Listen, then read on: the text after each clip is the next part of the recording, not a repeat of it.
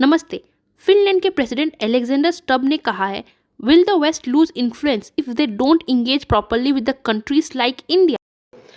What we saw with the Shanghai Cooperation Group is what we have been seeing in the sidelines for a longer time. There's an attempt to undermine the unity of the global West.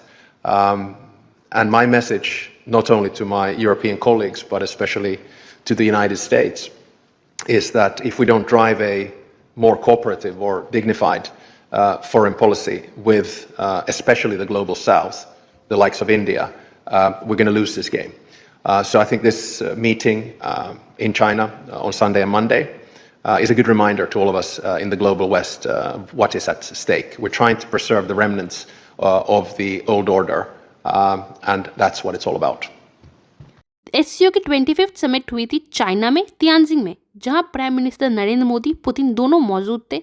ये summit हमें याद दिलाता है कि Asia और Eurasia में political power dynamic focus हो रहा है, स्पेशली ग्लोबल साउथ पे। फिनिश प्रेसिडेंट एलेक्जेंडर स्टब ने वार्निंग दी, अगर West specially US Global South के साथ एक डिग्निफाइड और कॉर्पोरेटिव फॉरेन पॉलिसी नहीं अपनाता है तो वेस्ट ये गेम जीतने में फेल हो जाएगा। ये वार्निंग उस बैकड्रॉप में आई है जब ट्रंप ने भारत पर 50% तक का टैरिफ लगा दिया, 25% एक्स्ट्रा ड्यूटी के साथ। रीजन, इंडिया रशिया से क्रूड ऑयल खरीदता है। इस पे यूएस ने ऑब्जेक्शन रेज किया, जबकि यूरोप खुद खरीदता है, यूएस खुद खरीदता है, लेकिन वेस्ट का तो डबल स्टैंडर्ड्स है, इसीलिए भारत को खुलेआम टारगेट किया जा रहा है। भारतीय ऑयल मिनिस्टर ने कहा कि सब ट्रांसपेरेंट है और एससीओ समिट में मोदी ने रशिया को बताया स्पेशल पार्टनर के रूप में और बोला कि ग्लोबल टैक्स में राइवलरी से ज्यादा पार्टनरशिप होनी चाहिए। वेस्ट में ये डर है कि भारत, रशिया, चाइना तीनों इकट्ठे खड़े हो गए, लेकिन ट्रंप भारत के साथ ना रिश्ता खराब करने पे तुले हुए हैं।